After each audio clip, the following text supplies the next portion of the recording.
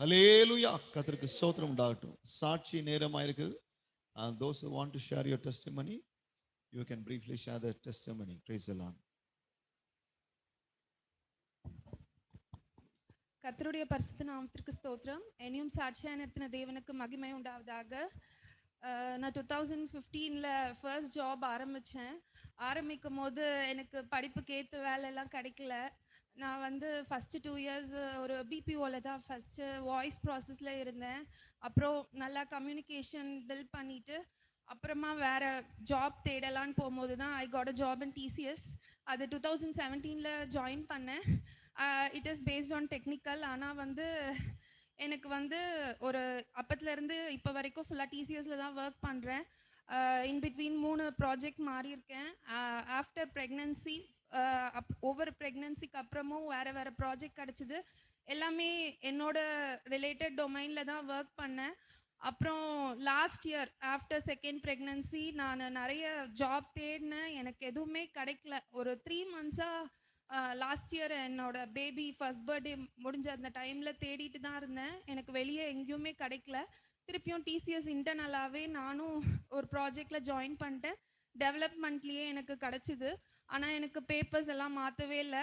ஆனால் கர்த்தரோட கிருபையினால் 2 ப்ரெக்னன்சிலையுமே எனக்கு ஃபுல்லாக ஒர்க் ஃப்ரம் ஹோம் ஹைப்ரிட் இது மாதிரி தான் வந்துச்சு.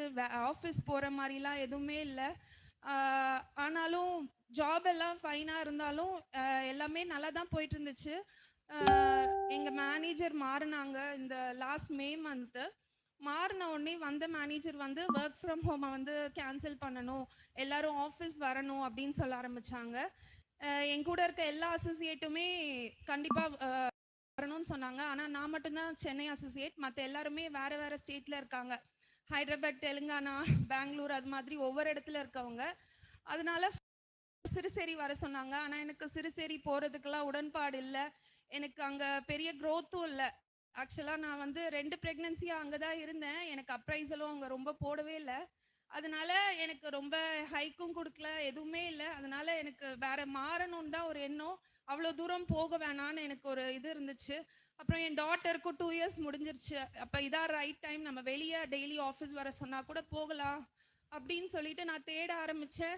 ஆனால் எனக்கு எதுவுமே கிடைக்கல. நான் வந்து ஒரு ஜூலை எண்ட் ஆகஸ்ட்லலாம் தேட ஆரம்பித்தேன். ரொம்ப தீவிரமாக தேடி ஆனால் நிறைய அப்ளை பண்ணுவேன். எனக்கு எதுவுமே கிடைக்கல. என் ஹஸ்பண்ட் வந்து அப்போ தான் சொன்னாங்க, ஒரு பேம்பூ ட்ரீ எக்ஸாம்பிளாக சொன்னாங்க. பேம்பூ ட்ரீ ஒரு மூங்கில் மரத்தை பற்றி. அதாவது அந்த மரம் வளர அந்த க்ரோத் வெளியவே தெரியாது. மற்ற செடியெல்லாம் எடுத்துக்கிட்டிங்கன்னா யூஸ்வலாக அந்த க்ரோத் வெளிப்படையாக நல்லா தெரியும். ஆனால் வந்து இந்த பேம்பூ ட்ரீ மட்டும் கீழே ஃபவுண்டேஷன் ரொம்ப ஸ்ட்ராங் ஆகும். அதே மாதிரி அந்த ரூட் ரொம்ப ஸ்ட்ராங் ஆகும். அதே மாதிரி தான் உன்னோட ஃபெய்த்தும் இன்க்ரீஸ் ஆகிட்டே இருக்கு. நீ தேட உன் லேர்னிங்கும் அதிகமாகும். அதே மாதிரி நீ இன்னும் ஸ்ட்ராங்காகிற, நீ இன்னும் நல்லா தேடு, உனக்கு நல்லதாக கிடைக்கும். அதே மாதிரி சொன்னாங்க.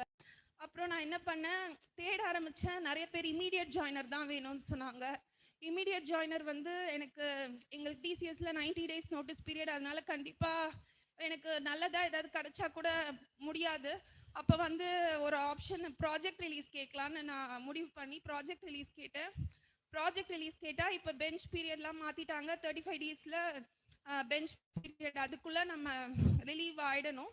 ஏதாவது இன்டர்னல் ப்ராஜெக்ட் கிடைக்கணும். இன்டர்னல் ப்ராஜெக்ட் கிடைக்கலன்னா நம்ம 35 daysல ரிலீவ் ஆகிடணும். ஏதோ கர்த்தரோட நம்பிக்கையில் நானும் ப்ராஜெக்ட் ரிலீஸ் கேட்டு வெளியே வந்துட்டேன். ஆனால் எனக்கு எந்த ஜாபுமே கிடைக்கல. நானும் 2 வீக்ஸாக தேட ஆரம்பித்தேன், ஒன்றுமே கிடைக்கவே இல்லை. அப்புறமா வந்து அப்புறமா 3rd வீக் அப்புறம் நிறைய இன்டர்வியூஸ் வந்துச்சு. நிறைய அட்டன் பண்ணேன், ஸ்கெடியூல் பண்ணாங்க. அட்டன் பண்ணாலுமே ஃபர்ஸ்ட் ரவுண்ட் போகும், நல்லா பேசுவேன். ஆனாலும் வந்து அப்புறம் ஹெச்ஆர் வந்து செலக்டட்னும் சொல்ல மாட்டாங்க, நாட் செலக்டட் சொல்ல மாட்டாங்க, அப்படியே போயிடும். ஒரு இமெயில் கூட அனுப்ப மாட்டாங்க. ஸோ எதுவுமே எனக்கு தெரியல. நானும் சரி என்கிட்ட தான் ஏதோ இருக்கோ அப்படின்னு சொல்லிட்டு எனக்கு படித்ததெல்லாம் நான் நல்லா படிச்சுட்டு தான் இருந்தேன். அந்த டைமில் தான் எனக்கு ஒரு ஈவினிங்காக லாஸ்ட் வீக் ஒரு கால் வந்துச்சு. ஒரு தேர்ஸ்டேவா ஹெச்ஆர் கிட்ட இருந்து. அந்த ஹெச்ஆர் சொன்னாங்க, இந்த மாதிரி இடிஐ டெவலப்பர் ரோலுக்கு இருக்குது, டெவலப்பர் உங்களுக்கு ஓகேவா அப்படி கேட்டாங்க. எனக்கு ஓகேன்னு சொன்னேன். சரி நெக்ஸ்ட் ஆஃப்டர்நூனே 1 o'clock இன்டர்வியூ வச்சுக்கலான்னு சொன்னாங்க. ஆஃப்டர்நூன் 1 o'clock வச்சுக்கலான்னு சொல்லிட்டு அடுத்த நாள் எனக்கு போயிட்டு ஆரம்பிச்சு, அதாவது நான் பெஞ்சில் இருக்கனால டெய்லி ஹெச்ஆரில் போயிட்டு ரிப்போர்ட் பண்ணணும். 10 to 1 போயிடணும். நான் வந்து 10 o'clock வரைக்கும் வெயிட் பண்ணுறேன். எனக்கு இப்போ ஒரு இன்டர்வியூ ஸ்கெடியூல் பண்ணணும்னா ரோல்ஸ் அண்ட் ரெஸ்பான்சிபிலிட்டிஸ், அப்புறம் அந்த ஜேடி ஜாப் டெஸ்கிரிப்ஷன்லாம் அனுப்பிச்சி வைக்கணும். அப்போ தான் நான் அதுக்கேற்ற மாதிரி ப்ரிப்பேர் பண்ண முடியும் இன்டர்வியூக்கு. ஆனால் அவங்க எதுவுமே அனுப்பவே இல்லை காலையில் வரைக்கும். நானும் 10 o'clock அப்போல்லாம் 3 times கால் பண்ணுறேன் அந்த ஹெச்ஆருக்கு, ஒன்றுமே அனுப்பல. சரி அப்போ இன்னைக்கு கிடையாது போல் நானும் ஆஃபீஸ் கிளம்பி போயிட்டேன். 1 o'clock ரீச் ஆகணும். நான் 12:40 கிட்ட பல்லாவரம் சைட் போயிட்டுருக்கேன். என்னோடது வந்து சென்னை மேக்னம் கேம்பஸ், அங்கே தான் போகணும். நான் போயிட்டுருக்கேன். அந்த டைமில் வந்து 12:40 அவங்க சொல்கிறாங்க, நான் உங்களுக்கு 1 o'clock இன்டர்வியூ ஸ்கெடியூல் பண்ணிட்டேன் அப்படின்றாங்க. நீங்கள் எதுவுமே அனுப்பாமல் இப்போ சொல்கிறீங்கன்னு கேட்டேன். அப்போ வந்து உங்களால் அட்டன் பண்ண முடியாதா அப்படின்னு கேட்டாங்க. இல்லை நான் அட்டன் பண்ணுறேன் அப்படின்னு சொல்லி நானும் அட்டன் பண்ண ஆரம்பித்தேன். அவங்க ஆக்சுவலாக என்ன சொன்னாங்கன்னா 1 o'clock இன்டர்வியூன்னாங்க. நான் ஹெச்ஆரை மீட் பண்ணிட்டு 1:10 தான் என்னால் இன்டர்வியூ அட்டன் பண்ண முடியும்னு சொன்னேன். அவங்களும் ஓகே சொல்லிட்டாங்க. அப்புறம் ஆஃபீஸில் முடிச்சுட்டு லெஃப்ட் சைடில் போயிட்டு அங்கே ஆளுங்க நிறைய நடமாட்டம் இருக்காது, கால்ஸ் பேசுகிறவங்க தான் இருப்பாங்க யாராவது. அங்கே போயிட்டு நானும் அட்டன் பண்ணலான்னு போனால் அங்கே எனக்கு சிக்னலும் இல்லை, எனக்கு பூஸ்டரும் இல்லை. என் ஹஸ்பண்ட் கிட்ட சொல்லி அப்போ தான் பூஸ்டர் போட்டு அப்போ தான் ரெடி பண்ணேன். ஆனாலும் எனக்கு ஒரு சிக்னலும் கிடைக்கல. அவங்க அதுக்குள்ளே 3 times கால் பண்ணிட்டாங்க. 1:15 ஆயிடுச்சு. இன்னும் ஒரு வாட்டி ட்ரை பண்ணுங்க, இல்லைன்னா இன்டர்வியூவை ரீஸ்கெடியூல் பண்ணிக்கலாம்னு சொன்னாங்க. சரி ஓகே அப்படின்னு சொல்லிட்டு நான் அப்படியே அந்த பேரலாக இருக்க இன்னொரு சைடு போனேன். அங்கே நிறைய பேர் அந்த டிசிஎஸ்ல 6th floor இருக்கவங்க எல்லாருமே அந்த சைடு தான் போவாங்க லஞ்சுக்கு. அங்கே எல்லாருமே நம்மளை பார்த்துட்டு தான் போவாங்க. அங்கே காமனாக உட்காந்துருந்தேன்னா இருந்தாலும் பரவாயில்லன்னு சொல்லிட்டு அங்கே போய் உட்காந்து நான் வந்து வீடியோ காலில் இன்டர்வியூ அட்டன் பண்ணேன். அங்கே நல்லா சிக்னல் கிடச்சிது. இன்டர்வியூ வந்து ஒரு 1.5 hours போச்சு. நான் என்னென்ன இந்த 3 ப்ராஜெக்டில் பண்ணணும் டிசிஎஸ்ல, அது மாத்திரம்தான் எனக்கு கொஸ்டினாக கேட்டாங்க.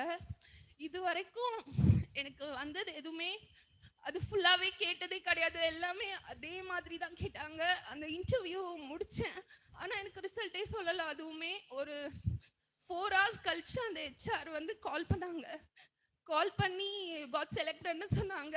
அது வந்து ஒரு பெரிதான கிருபைனால தான் நடந்துச்சு. 8 years வெயிட்டிங் இது. அது நினச்சே பார்க்க முடியல. ரொம்ப நாள் இதுக்காக வெயிட் பண்ண கர்த்தரை அழகாக எனக்கு நடத்தி கொடுத்தாரு. அதாவது கடவுள் வந்து அன்எக்ஸ்பெக்டட் வேஸில் நடத்தி கொடுப்பாரு. நம்ம நினைக்கும் போதெல்லாம் அது நடத்த மாட்டாரு. If he decided to bless us, he will bless us any time. அதாவது in his perfect timeல அவர் நடத்தி கொடுத்தாரு எனக்கு. அது கர்த்தருக்கு ஸ்தோத்திரம். ஆமென். Hallelujah. Hallelujah. Hallelujah. Praise the Lord. கர்த்தர் நம்மை வெட்கப்படுத்த மாட்டார். ஹல்லேலூயா. நிச்சயமாகவே கர்த்தர் நம்முடைய தலையை உயர்த்துகிற தேவன். ஹல்லேலூயா. நம்மை ஆண்டவருடைய பெர்ஸ்பெக்டிவ்ல வச்சு பார்க்கும்போது ஆண்டவர் சொல்லுவார், இது லேசான காரியம்பா. ஹல்லேலூயா. பலன் உள்ளவனுக்கும் பலனற்றவனுக்கும் நான் உதவி செய்வது லேசான காரியம். ஹல்லேலூயா. சிஸ்டர் சொன்னது போல அவங்க ஹஸ்பண்ட் சொல்லியிருக்கிறாங்க, பேம்பு ஸ்டிக் எப்படி அந்த மரம் ரொம்ப ரூட்டடாக இருக்குமோ அது போல விசுவாசத்தில் இன்னும் நீ உறுதிப்படு என்று உற்சாகப்படுத்தினார்கள். ஹல்லேலூயா. கர்த்தருக்கு ஸ்தோத்திரம். இன்னும் அதாவது ஒவ்வொரு நெருக்கம் நாம் சந்திக்கும் பொழுது, ஒவ்வொரு நெருக்கத்தை நாம் தாண்டும் பொழுது நம்முடைய விசுவாசமானது பலப்பட வேண்டும். ஹல்லேலூயா. அதுதான் சீக்கிரட்டே. கிறிஸ்டியன் லைஃப்ல சீக்கிரட்டே, என்ன நடந்தாலும் நான் உம்மை நம்புவேன். ஹல்லேலூயா. யோபு சொன்னது போல, நீர் என்னை கொன்று போட்டாலும் நான் உம்மிலே நம்பிக்கையா இருப்பேன். Hallelujah. Praise the Lord. Habakkuk பாடல்ல சொல்கிறார், தொழுவு மரத்தில் ஆடுகள் இல்லாமல் போனாலும் நான் உம்மிலே மகிழ்ச்சியா இருப்பேன். ஹல்லேலூயா. So the joy of the Lord should never depart from our life. It should never diminish in our life. Hallelujah. கர்த்தருக்கு மகிமை உண்டாகட்டும். வேற யாராவது சாட்சி உண்டா? Thank you Jesus. Praise the Lord. கரங்களை தட்டி கர்த்தருடைய நாமத்தை மகிமைப்படுத்தலாமா? ஹல்லேலூயா. ஸ்தோத்திரம் ஸ்தோத்திரம் ஸ்தோத்திரம் ஸ்தோத்திரம். இப்போ வேலை கிடைப்பது மிகவும் கடினமாக இருக்கிறது. எம்சிஏ கிராஜுவேட்ஸ், அதாவது பிஇ முடிச்சு சாஃப்ட்வேர் ஸ்கில் செட் இருக்கிறவங்க எல்லாருக்குமே நிறைய பேருக்கு வேலை இல்லை. கர்த்தர் ஒருவர் தான் தம்முடைய பிள்ளைகளுக்கு பாதுகாப்பை தர வேண்டும். ஒருவர் தான் வேலை தர வேண்டும். ஹல்லேலூயா. நான் விசுவாசிக்கிறதெல்லாம் ஆண்டவர் சொன்னார், ரா முழுவதும் நீ மீன் பிடிக்க போன ஒன்றும் கிடைக்கல, ஆனால் நான் சொல்கிறேன் வலையை போடு. Price the Lord. கர்த்தர் சொன்னபடி நாம் செய்யும் பொழுது நிச்சயமாகவே கர்த்தர் நமக்கு அற்புதங்களை செய்வார். ஹல்லேலூயா. கர்த்தர்